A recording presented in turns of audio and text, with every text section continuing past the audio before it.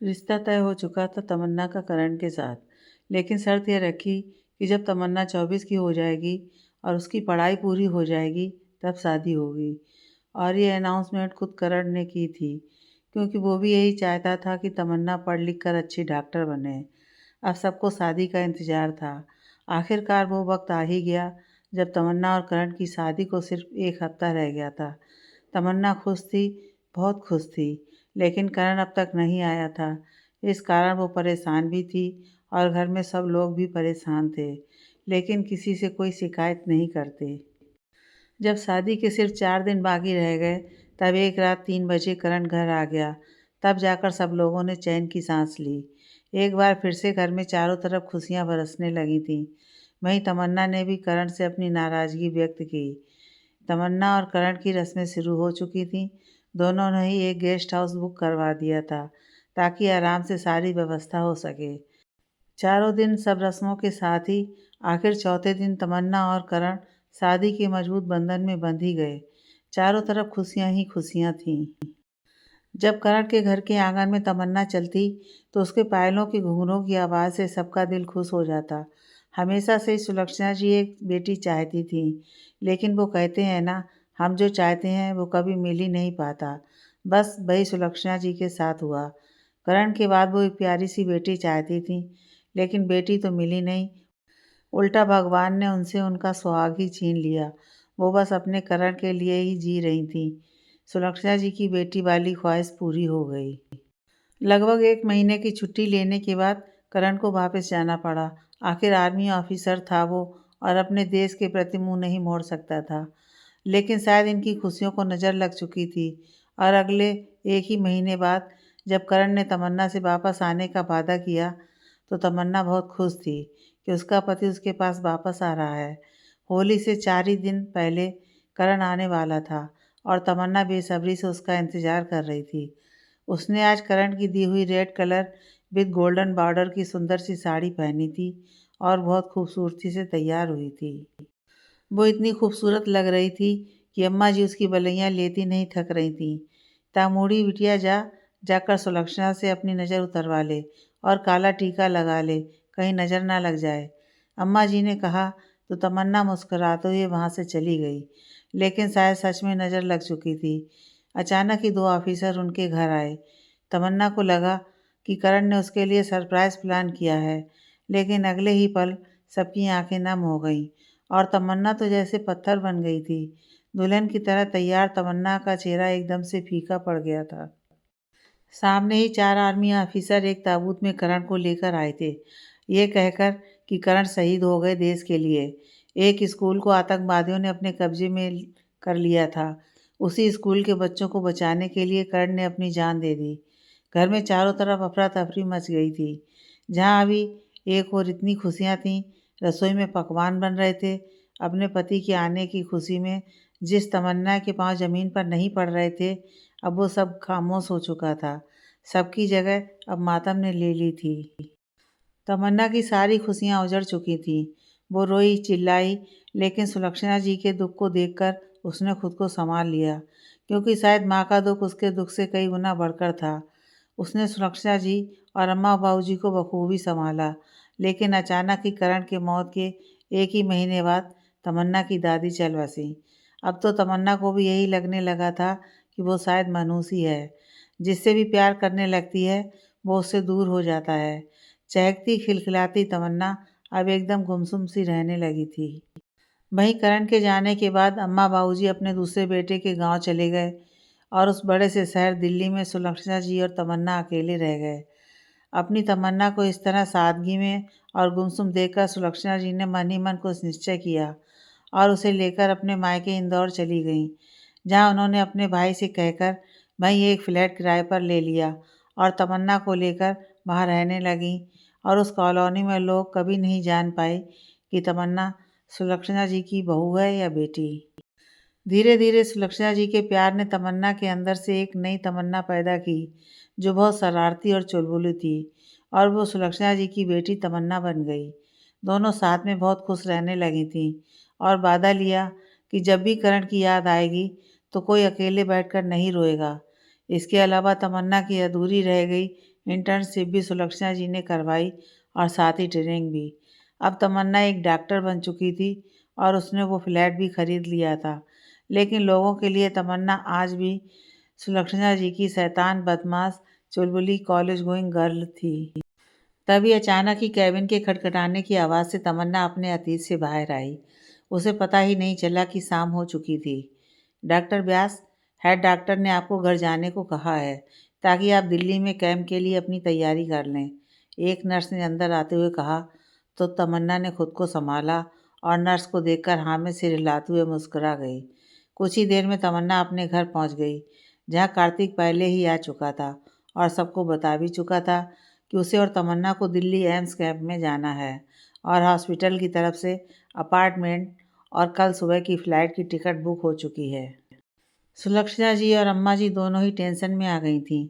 अम्मा जी इसलिए कि अब मजबूरी में उन्हें तमन्ना को कार्तिक के साथ भेजना पड़ेगा, और सुलक्षणा जी इसलिए टेंशन में आ गई थीं कि अब जाने अम्मा जी कैसा रिएक्ट करेंगी। अगले दिन तमन्ना और कार्तिक दोनों एयरपोर्ट के लिए निकल गए। तमन्ना को मजबूरन कार्तिक के साथ ही जाना पड़ रहा था। इसके अलावा एक और भी वजह थी जो तमन्ना को परेशान किए जा रही थी। वो थी दिल्ली में उसका घर। करण के जाने के बाद जिस दिन सुलक्षणा जी तमन्ना को लेकर इंदौर आई थीं, उसके बाद से तमन्ना आज तक कभी वापस दिल्ली नहीं गई। कार्तिक और तमन्ना दोनों ही एयरपोर्ट पहुंच चुके थे। दोनों खामोश थे। तभी दो और डॉक्टर्स भी उनके पास आ गए। चलो, अच्छा हुआ कि आप दोनों हमें यहीं मिल गए। अच्छा है, अब साथ ही चलेंगे। एक लेडी डॉक्टर माया, जो उनके साथ ही दिल्ली जा रही थी, बोली। तो तमन्ना सिर्फ मुस्कुरा दी। कुछ ही देर में फ़्लाइट के अनाउंसमेंट के साथ ही सब फ्लाइट में बैठ गए, और शायद किस्मत थी जो इन्हें मिलाने पर तुली थी, क्योंकि इत्तेफाक से कार्तिक और तमन्ना की सीट एक दूसरे के पास ही आई। 1.5 घंटे बाद ही सब के सब दिल्ली पहुंच गए। जैसे ही तमन्ना ने दिल्ली की धरती पर कदम रखा, वैसे ही उसकी आंखें नम हो गईं। वहीं कार्तिक ने बिना कुछ कहे बड़ी खामोशी के साथ तमन्ना का हाथ कसकर थाम लिया, जैसे कह रहा हो कि हिम्मत रखो, मैं हूँ तुम्हारे साथ। जैसे ही कार्तिक ने तमन्ना का हाथ थामा, वैसे ही तमन्ना अपनी भरी आंखों से कार्तिक को देख रही थी। वहीं कार्तिक सामने देखते हुए खामोशी से आगे बढ़ रहा था। एयरपोर्ट के बाहर निकलते ही एक मिनी बस, जो एम्स से डॉक्टर्स को लेने आई थी, खड़ी थी। उन 4 इंदौरी डॉक्टरों के अलावा अलग अलग स्टेट से भी और डॉक्टर्स भी आए थे, जो पहले से उस बस में मौजूद थे। वे चारों इंदौरी डॉक्टर्स बस में बैठे और बस रवाना हो चुकी थी, और कुछ ही देर में सब अपने अपने अपार्टमेंट में थे।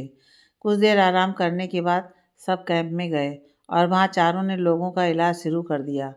यूँ तो कार्तिक और तमन्ना एक दूसरे को इग्नोर कर रहे थे, वहीं जब काम पड़ता तो कुलीग्स बनकर बात भी कर लिया करते थे। आज कैंप का पहला दिन था, तो सब जल्दी ही फ्री हो चुके थे। डॉक्टर्स, क्यों ना हम आज कहीं घूमने चलें? डॉक्टर माया ने बाकी उन तीनों से पूछा। नहीं यार, आज मेरा मन नहीं है, आप तीनों चले जाइए, तमन्ना बोली। तो डॉक्टर माया और ऋषभ का चेहरा उतर गया था। वहीं कार्तिक इसका कारण अच्छे से जानता था। चलो ना यार, हर वक्त तो हम सब काम ही करते रहते हैं, कुछ वक्त अच्छे से घूम लेंगे तो मज़ा ही आ जाएगा। वैसे मुझे लगता है कि आप लोगों ने दिल्ली कभी देखा ही नहीं होगा। मैं एक बार यहाँ आई थी। चलो ना सब, कैब बुक करवा चुकी हूँ मैं। डॉक्टर माया बच्चों से जिद करने लगी थी। आखिरकार तमन्ना को मानना ही पड़ा। कैब आ चुकी थी और वो चारों बैठकर दिल्ली दर्शन के लिए निकल गए। कार्तिक अब भी तमन्ना को इग्नोर कर रहा था। वहीं तमन्ना को उस पर गुस्सा आ रहा था। सही तो है, विधवा का धब्बा जो लगा है मुझ पर। काश कि मैंने ये सब नहीं बताया होता, कम से कम कार्तिक बात तो कर रहे होते। तू भी क्या सोच रही है तमो? अम्मा जी सही ही तो कहती हैं कि कोई इंसान किसी विधवा से शादी क्यों करना चाहेगा। लेकिन मुझे क्या हो गया है? पहले तो ये मैं खुद चाहती थी कि कार्तिक दूर रहे मुझसे, तो अब जब वो दूर है तो मैं। तमन्ना सोच ही रही थी कि अचानक ही गाड़ी का ब्रेक लगा और तमन्ना आगे सीट से टकराने को हुई। तभी ड्राइविंग सीट के पास पैसेंजर सीट पर बैठे कार्तिक ने जल्दी से पीछे मुड़कर अपना हाथ आगे कर दिया और तमन्ना का सिर उसके हाथ से टकरा गया। भैया जी ध्यान से चलाइए, अभी उन्हें चोट लग जाती तो। कार्तिक ने कैब ड्राइवर पर चिल्लाया। माफ़ कीजिएगा डॉक्टर बाबू, वो अचानक ही आगे वाली गाड़ी रुक गई, तो हमें ब्रेक लगाना पड़ गया। डॉक्टर बहन जी, आप भी माफ़ कर दीजिए। कैब ड्राइवर ने कार्तिक से और पीछे मुड़कर तमन्ना से भी माफ़ी मांग ली। कोई बात नहीं भैया जी, मैं ठीक हूँ, बड़े ही शांत भाव से तमन्ना बोली। फिर कुछ ही देर में गाड़ी लोटस टेम्पल के सामने खड़ी थी। वाह, कितना खूबसूरत है ये, एकदम दिल खुश हो गया।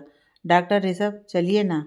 कैब से उतरने के बाद माया ने डॉक्टर ऋषभ का हाथ पकड़कर अपने साथ खींचकर ले जाते हुए कहा, तो ऋषभ हंसते हुए उसके साथ हो गया। वहीं कार्तिक और तमन्ना एक बार फिर दोनों अकेले रह गए। दोनों खामोशी से एक साथ आगे बढ़ रहे थे। दोनों के दरमियान खामोशी थी, लेकिन दिल में काफ़ी शोर मचने लगा था। चलते चलते ही अचानक तेज दौड़ते किसी बच्चे से तमन्ना को धक्का लगा और वो गिरने वाली थी कि तभी कार्तिक ने उसका हाथ थामकर खुद की तरफ खींच लिया। आप ठीक हैं? कार्तिक ने उसे अपने पास खींचते हुए उसका चेहरा देखा। वहीं तमन्ना भी उसकी आंखों में देख रही थी। कुछ आवाज़ से जब तमन्ना को होश आया तो तमन्ना ने उसे खुद से दूर किया और मैं ठीक हूँ कहकर वहाँ से चली गई। कुछ और जगह घूमकर वो एक रेस्टोरेंट में आकर बैठ गए डिनर करने। कुछ भी कहो, आज बड़ा ही मज़ा आया, लेकिन अभी 8 ही बजे हैं, हम और भी जगह घूम सकते थे, ऋषभ ने कहा। तो तमन्ना और कार्तिक मुस्कुरा गए। जब वो वापस अपने अपार्टमेंट के लिए रवाना हुए तो बीच में ही तमन्ना और करण का घर आने वाला था। तो तमन्ना ने वहीं उतरने की इच्छा जताई। मतलब आप ये कहना चाहते हो कि यहाँ दिल्ली में आपका घर है? डॉक्टर ऋषभ ने पूछा। हाँ, और मैं आज रात यहीं रुकना चाहती हूँ, फिर जाने कब टाइम मिले, कहकर तमन्ना ने गाड़ी एक साधारण लेकिन खूबसूरत से घर के आगे रुकवा दी। वहाँ घर में लाइट्स जल रही थीं, तो बाकी सबको लगा कि शायद अंदर इसके रिश्तेदार होंगे। तमन्ना ने आजकल बात करना बहुत कम कर दिया था, तो किसी ने पूछना ज़रूरी नहीं समझा।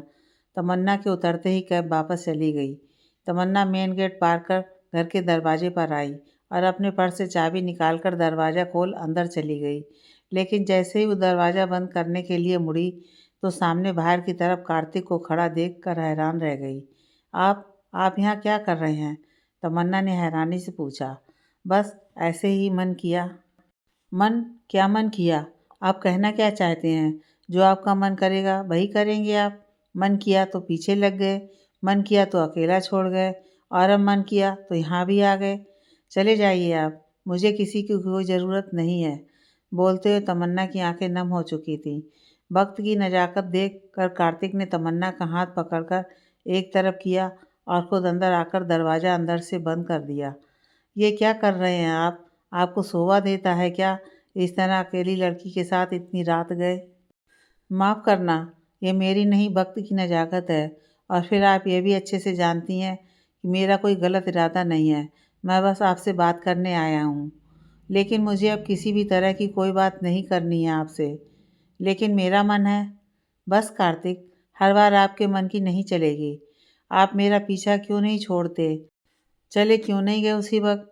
क्योंकि मैं आपसे प्यार करने लगा हूँ तमन्ना। आपको अपनी ज़िंदगी बनाना चाहता हूँ, समझी आप?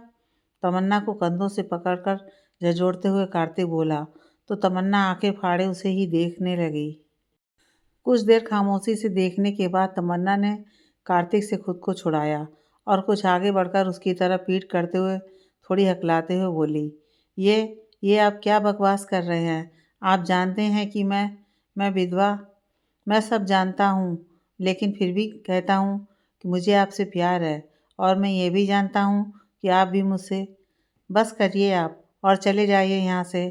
लेकिन मैं आपका जवाब जानना चाहता हूँ। मुझे कोई जवाब नहीं देना आपको। और एक बात याद रखिए कि मेरे मन में आपके लिए कुछ भी नहीं है। कहते हुए तमन्ना ने कार्तिक से नज़रें फेर लीं। अच्छा, तो आप मुझसे नज़रें फेर कर क्यों खड़ी हैं? मेरी आंखों में देखकर बोलिए। कार्तिक कहते हुए तमन्ना के सामने जा खड़ा हुआ था। कार्तिक प्लीज़ चले जाइए आप यहाँ से, तमन्ना ने झल्लाते हुए कहा। चला जाऊँ? उस दिन जाने को हुआ तो था, लेकिन हुआ क्या? आपने मेरा ही नाम लिया ना, इसलिए मैं वापस आ गया। और आप एक बात मेरी भी सुन लीजिए। तमन्ना के कंधे पकड़कर उसे अपने पास किया और उसकी आंखों में देखते हुए बोला, आज आपको जवाब देना ही होगा। आई प्रॉमिस, उसके बाद आप जैसा चाहेंगी मैं वैसा ही करूँगा। अगर आप चाहेंगी कि मैं हमेशा के लिए चला जाऊँ, तो आई श्योर कि मैं कभी इंडिया वापस नहीं आऊँगा। तमन्ना भी खामोशी से उसकी आंखों में देखने लगी। वो उससे कुछ कहती उससे पहले ही उसके फ़ोन का अलार्म बज गया। अलार्म? मुझे मॉम को कॉल करना है, अम्मा जी की दवाई का वक्त हो गया है, बोलकर तमन्ना ने खुद को छुड़वा लिया और सुलक्षणा जी को कॉल करने लगी। वहीं कार्तिक आराम से जाकर सोफे पर पसर गया और एकटक तमन्ना को ही देखने लगा। तमन्ना कॉल पर बात कर रही थी कि तभी उसकी नज़र कार्तिक पर गई, तो उसने नाराज़गी का भाव दिखाकर अपनी नज़रें फेर लीं, लेकिन वो जानती थी कार्तिक अभी भी उसे ही घूर रहा है। मुझे घूरना बंद कीजिए आप, कॉल कट कर जल्दी से उसके पास आते हुए बोली। मेरी मर्ज़ी, मेरी आँखें, जो भी मैं देखूँ, और मेरी इन आँखों को अच्छी चीज़ें देखने का शौक़ है, और आपसे अच्छा तो कोई है ही नहीं मिस व्यास। कार्तिक शायराना अंदाज में बोला तो तमन्ना को हंसी आ गई, लेकिन उसने खुद को रोक लिया। क्या हुआ? आपने अपनी हंसी क्यों रोक दी? कुछ नहीं, मैं चाय बनाकर लाती हूँ, बोलकर तमन्ना जाने को हुई, तभी कार्तिक ने उसका हाथ पकड़ लिया और धीरे से बोला, क्या मुझे आप अपना घर नहीं दिखाएंगी? क्या करेंगे देखकर? इस घर से बहुत बुरी यादें जुड़ी हैं मेरी मॉम का ये सपनों का घर उनसे छिन गया। आपको कैसे पता? आप तो गांव में रहती थी ना। नहीं, झूठ कहा था मैंने। मॉम ने मुझसे इंदौर आने से पहले वादा लिया था कि मैं किसी से अपने बारे में ना कहूँ, बोलकर तमन्ना ने अपनी गर्दन नीचे कर ली। क्यों नहीं? हो क्या गया है आपको? आप पढ़ी लिखी, अच्छी और काबिल डॉक्टर हैं। आप अपने बारे में किसी को क्यों नहीं बता सकती? अरे, आपको तो खुद पर गर्व होना चाहिए कि आपके पति एक आर्मी ऑफिसर थे और उन्होंने इस देश के लिए अपनी जान दे दी। पता है आपको, करण मुझसे 2 साल छोटा था। हमेशा उसे पटाखों की आवाज़ से डर लगता था और मैं हमेशा उसे डराता रहता था। लेकिन हमेशा वो एक ही बात कहता था कि वो आर्मी में जाएगा, और इसी बात का मैं मजाक बनाया करता था कि जिसे पटाखों की आवाज़ से डर लगता है, वो क्या आर्मी अफसर बनेगा। एक दिन उसने एक बात कही जिसे सुनकर आंटी ने उसे बहुत ज़ोर से गाल पर चाटा मारा था। वो ये थी कि एक दिन जब मैं उसका मजाक बना रहा था, तब उसने मजाक में ही कहा था कि देखना भाई, एक दिन मैं शहीदों की तरह ताबूत में लेटकर तिरंगे से लिपटा हुआ इसी घर में आऊँगा, और तब शायद आपको यकीन हो जाएगा कि मैं सच में आर्मी ऑफिसर बन गया हूँ। यह बात आंटी को इतनी चुभ गई कि उन्होंने करण को न केवल चाटा मारा, बल्कि 3-4 दिन बात तक नहीं की। खैर, यह सब तो पुरानी बातें हैं। शायद करण को यह सब पहले ही पता चल गया था। लेकिन आपको करण पर गर्व होना चाहिए, क्योंकि किसी वक्त में आप भी करण से जुड़ी हुई थी। कार्तिक ने एक गहरी सांस के साथ अपनी बात को ख़त्म कर दिया। वहीं तमन्ना अब भी खामोशी से कार्तिक को देख रही थी। क्या हुआ? आप तो चाय बनाने जा रही थी ना? तमन्ना के सामने चुटकी बजाते हुए कार्तिक ने कहा, तो तमन्ना हल्के से मुस्कुरा गई और वहाँ से जाने लगी। तभी कार्तिक ने उसे आवाज़ लगाकर रोक दिया। क्या मैं भी चल सकता हूँ आपके साथ किचन में? इसी बहाने से किचन भी देख लूँगा और आपके साथ, बोलकर कार्तिक चुप हो गया। वहीं तमन्ना ने हाँ में अपना सिर हिला दिया। कुछ ही देर बाद दोनों किचन में थे, जहाँ तमन्ना उबलती हुई चाय को देख रही थी, वहीं कार्तिक तमन्ना को। चाय? कार्तिक को होश तब आया जब तमन्ना ने उसके सामने चाय कर दी। दोनों ने मिलकर चाय पी और फिर तमन्ना ने कार्तिक को पूरा घर दिखाया। जब दोनों एक बार फिर से हॉल में थे, तभी कार्तिक एक बार फिर से तमन्ना के सामने आ गया। तमन्ना, मैं अब भी आपके जवाब का इंतज़ार कर रहा हूँ, कार्तिक ठंडी आवाज़ में बोला। मत कीजिए मेरा इंतज़ार कार्तिक, आप फिर जिद पर अड़ गईं।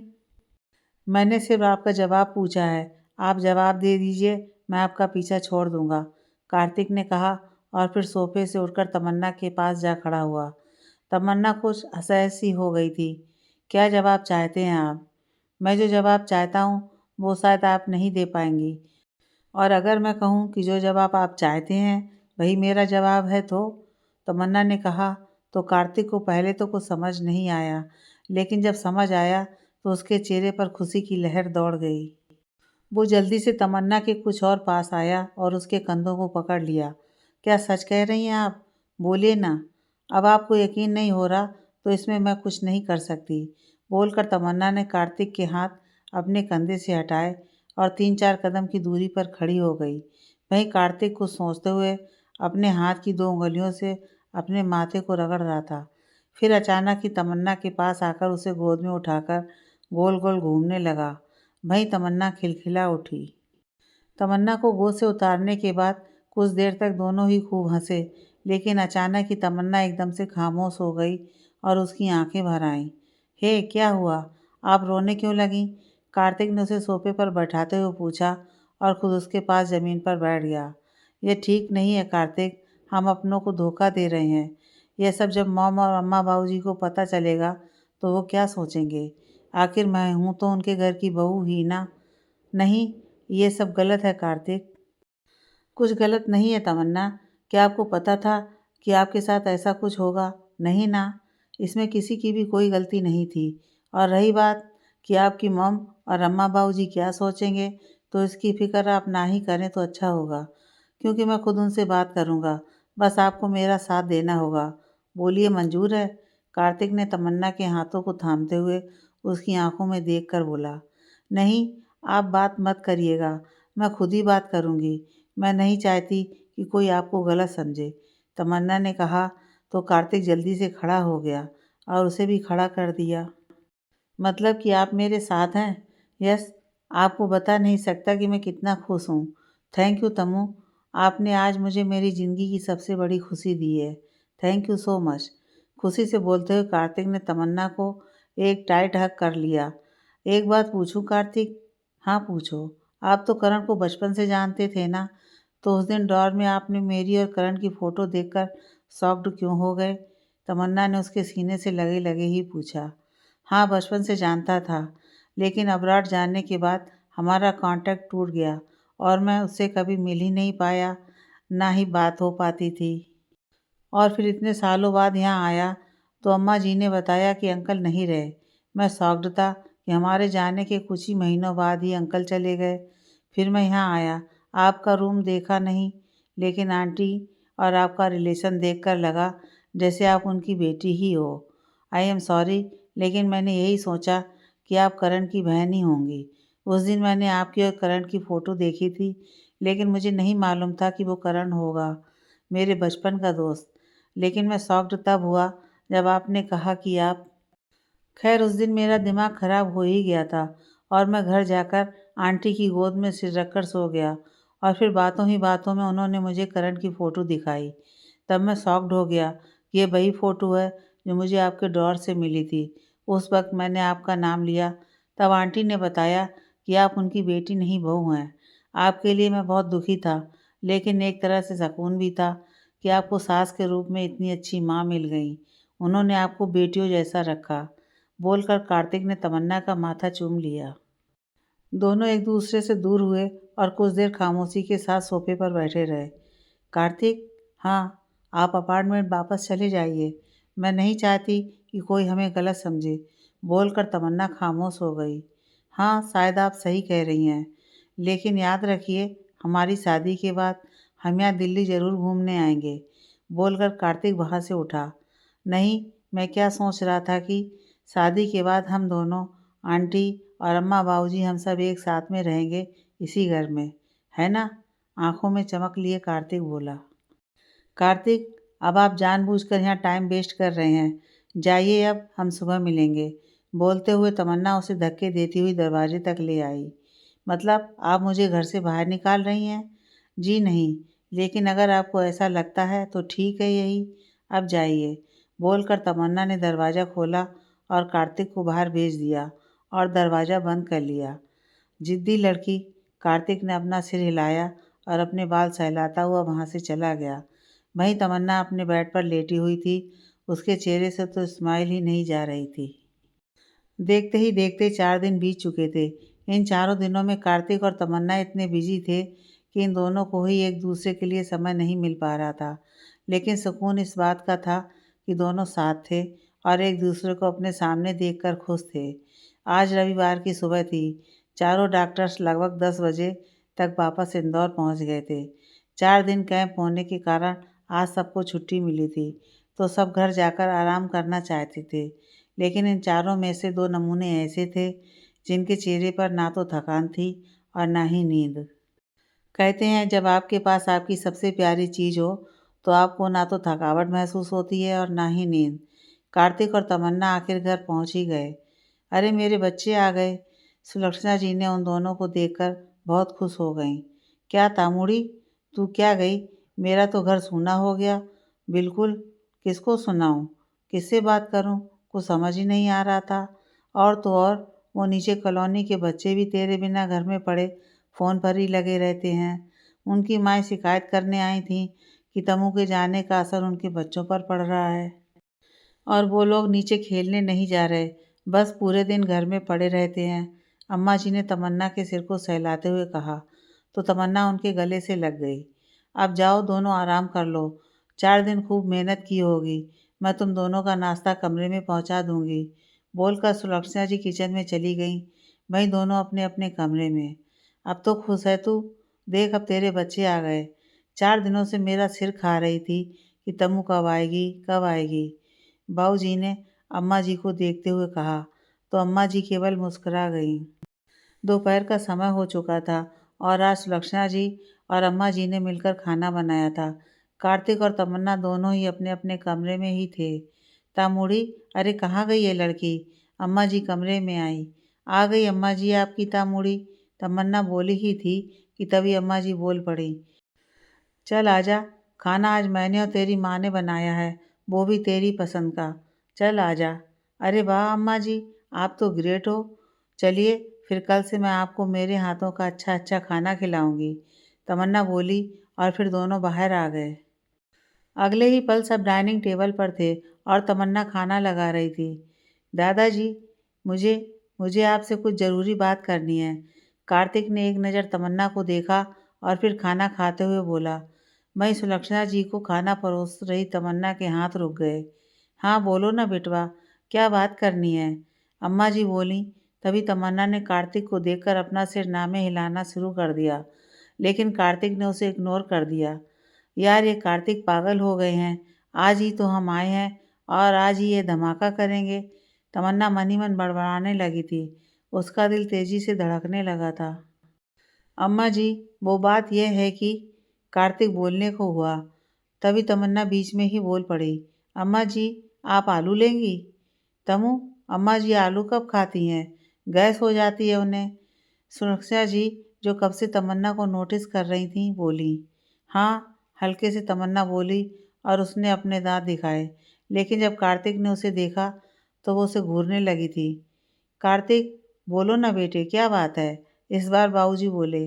दादाजी, मुझे आपसे परमिशन चाहिए, कार्तिक बोला, तो तमन्ना की धड़कनों ने और स्पीड पकड़ ली। कैसी परमिशन बेटे? मैं चाहता हूँ कि हम सब कहीं घूमने चलें। उज्जैन चलते हैं आज, गाड़ी से जाएंगे और कल रात में वापस आ जाएंगे। हमें कल की लीव और है। कार्तिक अचानक ही सबको देखते हुए बोला। तब जाकर तमन्ना की सांस में सांस आई। अरे हाँ बेटवा, हम तो कब से कह रहे हैं तुम्हारे दादाजी से कि उज्जैन ले चलो, लेकिन ये सुनते ही कहाँ हैं। अचानक अम्मा जी ने अपनी शिकायतें शुरू कर दी।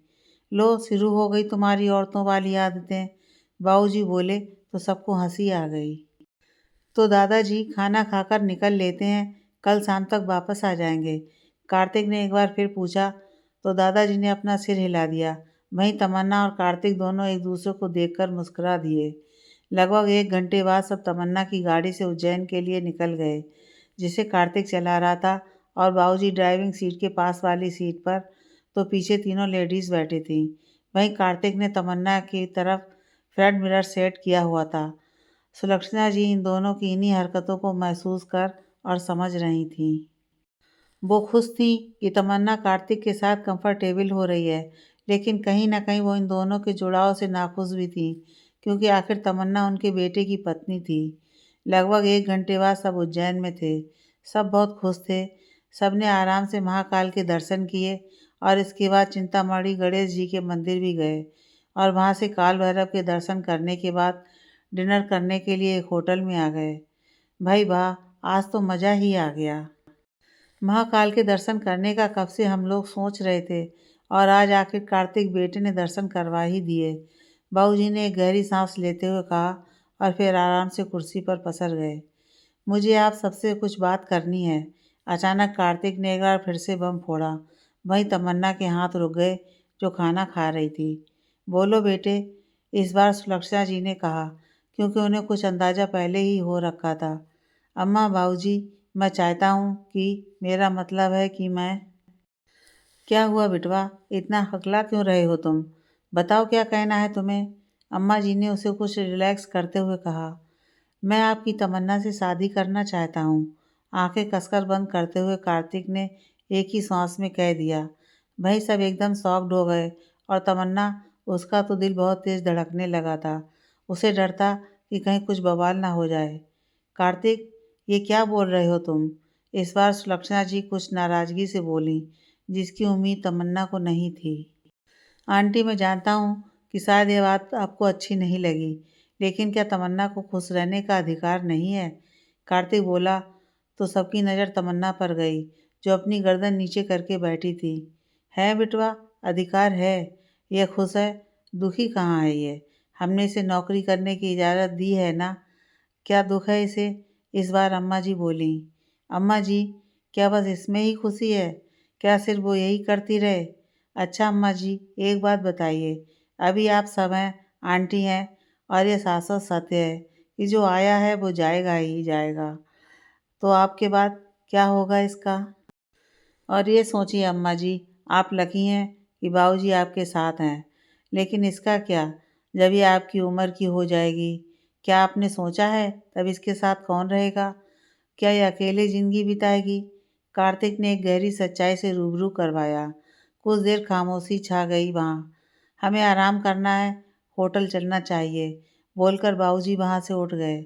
उनके पीछे ही सब कोई खामोशी से एक-एक कर उठकर वहाँ से निकल गए। अम्मा बाबूजी एक कमरे में, वहीं तमन्ना और सुलक्षणा जी एक कमरे में और कार्तिक अलग कमरे में था। तीनों के कमरे में ही खामोशी छाई हुई थी। मम, कपड़े चेंज कर आती हुई तमन्ना सुलक्षणा जी से बोली, लेकिन सुलक्षणा जी बेड पर बैठी अपना फ़ोन देख रही थी। मम, आप नाराज़ हैं क्या मुझसे? तमन्ना आकर सुलक्षणा जी के पास बैठ गई। मैं क्यों नाराज़ होने लगी भला? मुझे नहीं पता था कि तू करण को इतनी जल्दी भूल जाएगी। मम, मैं उन्हें नहीं भूली हूँ। मैं उन्हें भूल भी कैसे सकती हूँ मम? वो पहले इंसान थे जिन्होंने मुझे समझा। उनके कारण ही तो मुझे आप जैसी माँ मिली। माँ, आप नाराज़ होती हैं तो मुझे अच्छा नहीं लगता। आप ऐसे मुझसे गुस्सा मत हुआ करो। मैं वादा करती हूँ कि आप जो कहेंगी मैं वो करूँगी, तमन्ना बोली और फिर सुलक्षणा जी के कंधे पर सिर रख दिया। एक बार फिर कमरे में खामोशी छा गई। कब से चल रहा है ये सब? अचानक खामोशी तोड़ते हुए सुलक्षणा जी ने पूछा। क्या मम? तमन्ना ने बड़ी मासूमियत से सुलक्षणा जी को देखा तो उन्होंने उसे घूरा। अब इतनी भी नासमझ मत बन। कार्तिक ने वहाँ जो कहा, ऐसे ही तो नहीं कह दिया होगा ना? तुझे पता है, तभी तो उसने ये सब कहा। सॉरी माँ, बोलकर तमन्ना ने गर्दन झुका ली। अब बता भी। मम, वो वो वहाँ दिल्ली में, वो कार्तिक वो कार्तिक मुझसे प्यार, बोलकर तमन्ना चुप हो गई और एक बार फिर उसने अपनी गर्दन झुका ली। तो क्या तू भी उससे, क्या तू शादी करना चाहती है उससे? सुलक्षणा जी ने पूछा, लेकिन तमन्ना ने कोई जवाब नहीं दिया। तमु, मैं तुझे खुश देखना चाहती हूँ। मैं चाहती हूँ कि तू खुश रहे और हमेशा हंसती रहे। अगर तेरी खुशी कार्तिक के साथ है तो वादा है मेरा कि मैं सबसे लड़कर तेरी शादी कार्तिक से करवाऊंगी। सुलक्षणा जी ने कहा तो तमन्ना ने भरी आंखों से उन्हें देखा और फिर उनके गले से लग गई। सुबह हो चुकी थी, सब कोई खामोश थे। आज वो सब बाकी मंदिरों के दर्शन करने वाले थे। तमन्ना को थोड़ा डर लग रहा था कि कैसे वो अम्मा बाबूजी का सामना करेगी। वहीं कार्तिक भी थोड़ा असहज महसूस कर रहा था, जबकि कल उसने सबके सामने तमन्ना से शादी का प्रस्ताव रख चुका था। मॉम, सब ठीक होगा ना? तमन्ना ने अपने बाल बनाते हुए मिरर से सुलक्षणा जी को देखते हुए पूछा। तू चिंता मत कर, मैं बाबूजी से बात करूँगी, सुलक्षणा जी ने कहा तो तमन्ना की आंखें बड़ी हो गईं और वो जल्दी से उनके पास आकर बैठ गई। क्या सच में आप बाबूजी से बात करेंगी? हाँ, क्यों नहीं, ज़रूर करूँगी। वो क्या है ना मॉम, मैंने कभी आपको बाबूजी से बात करते नहीं सुना, तमन्ना बोली तो सुलक्षणा जी हंसने लगीं। मैं तो उनसे बहुत बार बात करती हूँ। चल कोई नहीं, जब आज बात करूँ तब देख लेना। अब जल्दी से तैयार हो जा, हम बाहर चलते हैं, सुलक्षणा जी ने कहा तो तमन्ना ने जल्दी से अपने बाल बनाए और तैयार हो गई। तभी दरवाजे की घंटी बजी। तमन्ना ने जाकर खोला तो सामने कार्तिक खड़ा था। तमन्ना हल्के से मुस्कुराई और कार्तिक को अंदर आने को बोलकर कुछ साइड हट गई। आंटी मैं कुछ कार्तिक कुछ बोलने वाला था, लेकिन सुरक्षा जी ने हाथ दिखाकर उसे रोक दिया। कुछ कहने की ज़रूरत नहीं है कार्तिक, मैं सब जान गई हूँ। तब तो आप ये भी जानती होंगी कि मैं आपसे परमिशन लेने आया हूँ। हाँ, लेकिन अगर मैं परमिशन ना दूँ तो? वो तो आपको देनी पड़ेगी आंटी। क्यों? मैं तुम्हारी बात क्यों मानूँ? क्योंकि मैं जानता हूँ कि आप तमन्ना से बहुत प्यार करती हैं, इसीलिए इसकी खुशी के लिए आप मुझे परमिशन ज़रूर देंगी। बोलकर कार्तिक मुस्कुरा गया। लेकिन तुम अम्मा बाबू जी को कैसे मनाओगे? वो आप मुझ पर छोड़ दीजिए। बस यूँ समझ लीजिए कि वो आधे से ज़्यादा तो मान ही गए हैं। मतलब मतलब यह कि कल जो मैंने अम्मा जी से कहा, वो बातें वो ज़रूर रिकॉल करेंगी, कार्तिक ने कहा और तमन्ना की तरफ देखकर मुस्कुरा गया। सुलक्षणा जी ने एक नज़र उन दोनों पर डाली और वहाँ से खड़ी हो गईं, ये कहते हुए कि तुम दोनों बातें करो, मैं अम्मा बाबू जी के साथ तुम दोनों को बाहर मिलती हूँ। और सुलक्षणा जी वहाँ से चली गईं। सो अब खुश हैं आप? बोलते हुए कार्तिक तमन्ना के पास आया। सब ठीक तो होगा ना कार्तिक? एक रुआसी सी आवाज़ में तमन्ना बोली। आपको क्यों लगता है कि सब ठीक नहीं होगा? पता नहीं कार्तिक, जब भी कुछ अच्छा होने वाला होता है मेरी लाइफ में, तभी कुछ ना कुछ ऐसा हो जाता है जिससे मैं फिर से अच्छा सोच ही नहीं पाती हूँ। बोलकर तमन्ना वहीं बेड पर बैठ गई। तमन्ना, एक गहरी सांस लेते हुए कार्तिक उसके पास बैठा और उसका एक हाथ अपने दोनों हाथों में थाम लिया। वहीं तमन्ना ने अपना सिर कार्तिक के कंधे पर रख दिया। तमन्ना, आप कुछ मत सोचो, देखना आप, अब आपकी ज़िंदगी में सब कुछ अच्छा ही होगा और वादा है मेरा आपसे कि कभी आपकी आंखों में आंसू नहीं आने दूंगा। और इसके साथ ही एक वादा और करता हूँ, वो ये कि आपकी मम्मा और अम्मा बाबूजी को कभी आपसे दूर नहीं करूँगा। बोलकर कार्तिक ने उसके हाथ को चूम लिया। वहीं तमन्ना के चेहरे पर रंगत उभर आई थी। इधर सुलक्षणा जी अम्मा बाबूजी के रूम पर पहुंची, उसे नॉक किया, लेकिन किसी ने अंदर से कोई जवाब नहीं दिया तो वो परेशान हो गई। ऐसे ही 2-3 बार में भी जब जवाब नहीं आया तो सुलक्षणा जी वापस अपने कमरे की तरफ गईं और उसका दरवाज़ा खटखटाने लगीं। क्या हुआ मॉम, आप इतना घबराए हुए क्यों हो? तमन्ना ने पूछा तो कार्तिक भी वहीं आ गया। बच्चे, अम्मा बाबूजी, वो लोग दरवाज़ा नहीं खोल रहे हैं, मुझे बहुत चिंता हो रही है, उन्होंने घबराते हुए कहा। आंटी, आप पहले रिलैक्स हो जाइए, चलिए हम चलते हैं, कार्तिक ने कहा और तीनों इस वक्त अम्मा बाबूजी के कमरे के बाहर खड़े थे। बाहर से कोई जवाब ना पाकर तमन्ना सीधे ही रिसेप्शन पर गई और वहाँ बैठी रिसेप्शनिस्ट से पूछा तो उसने बताया कि अम्मा बाबूजी लगभग 1 घंटे पहले ही कहीं चले गए हैं। तमन्ना कुछ घबरा सी गई। हे भगवान, अम्मा बाबूजी कहीं गुस्सा होकर कहीं निकल तो नहीं गए हैं? जाने कहाँ चले गए हैं वो दोनों? मन ही मन सोचते हुए तमन्ना वापस उन दोनों के पास आ गई और जो उस रिसेप्शनिस्ट ने कहा वो बता दिया। तीनों ही बाहर की तरफ दौड़ पड़े थे, लेकिन बाहर तो कोई था ही नहीं।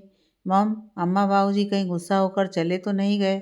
मुझे तो बहुत डर लग रहा है, तमन्ना ने थोड़ा उदास होते हुए कहा तो कार्तिक ने उसे शांत रहने का इशारा किया। तीनों ही उन्हें आसपास की जगहों पर ढूंढने लगे थे, लेकिन उनका कहीं कोई पता नहीं चल रहा था। उन्हें ढूंढते ढूंढते लगभग 1 घंटा हो चुका था, लेकिन वो नहीं मिले। वो तीनों ही एक छोटे मंदिर पर पहुंच गए थे। सुलक्षणा जी थककर वहीं बैठ गई थीं और कार्तिक उनके लिए पानी ले आया था।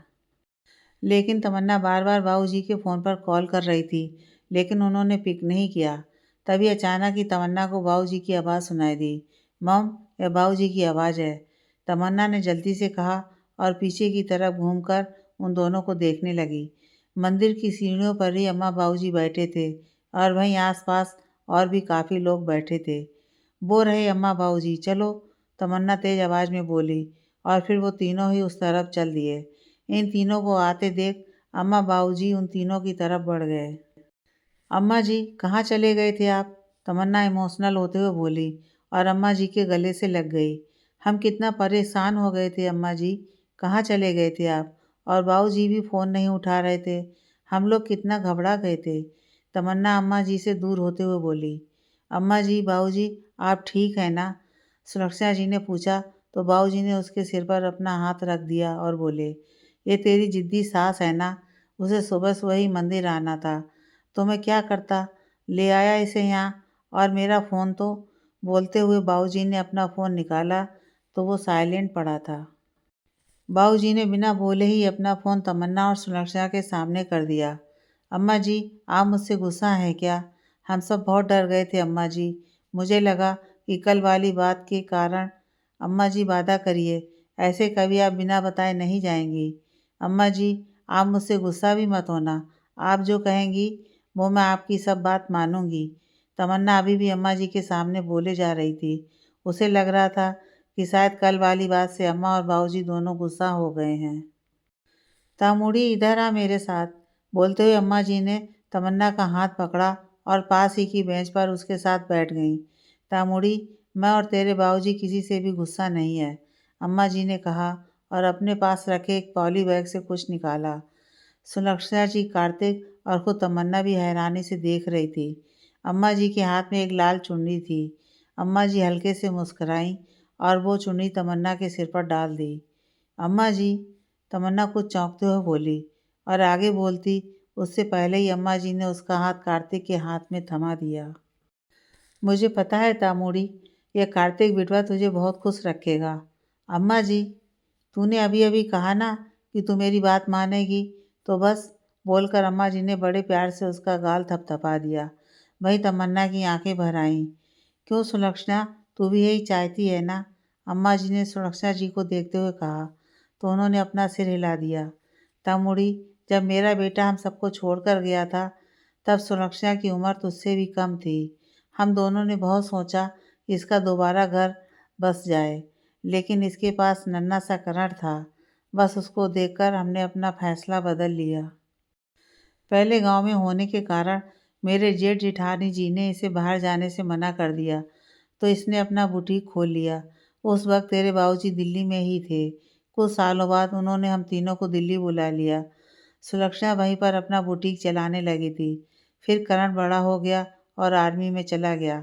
लेकिन तेरे सामने तो अभी पूरी ज़िंदगी पड़ी है बेटे। सुलक्षणा के पास तो उसके जीने की वजह थी उसका बेटा करण, लेकिन हम लोग नहीं चाहते थे कि जो अकेलापन इसकी ज़िंदगी में आया वो तेरी ज़िंदगी में भी आए। अम्मा जी ने कहा तो तमन्ना उनके गले से लग गई। कार्तिक, अचानक ही उन सबको एक आवाज़ सुनाई दी। सबने पलटकर देखा तो सामने कोई महिला खड़ी थी। माँ, आप यहाँ? आप यहाँ कब आए? कार्तिक खुश होते हुए बोला और अपनी माँ अंजना के पास आ गया। अंजना को मैंने बुलाया है, कल रात में ही फ़ोन कर दिया था तो वो यहीं आ गई, अम्मा जी ने कहा और उनकी तरफ बढ़ गईं। कैसे हैं आप बाबूजी? अम्मा जी, बोलते हुए अंजना जी ने अम्मा बाबूजी के पैर छुए और सुलक्षणा जी से भी मिली, लेकिन जैसे ही उनकी नज़र तमन्ना पर गई वैसे ही वो हैरान रह गईं। डॉक्टर व्यास, अंजना जी के मुंह से बस इतना ही निकला। सब उन्हें ही देखने लगे थे, खुद तमन्ना भी। माफ़ कीजिएगा, आप कार्तिक की मॉम हैं, लेकिन मुझे कैसे जानते हैं? तमन्ना कुछ सोचते हुए बोली। कार्तिक, ये देखो, ये वही डॉक्टर है जिसकी मैं तुमसे बात किया करती थी। डॉक्टर तमन्ना, आपको याद है एक बार मैं अपनी एक दोस्त के साथ आपके हॉस्पिटल में आई थी उसकी बेटी को लेकर।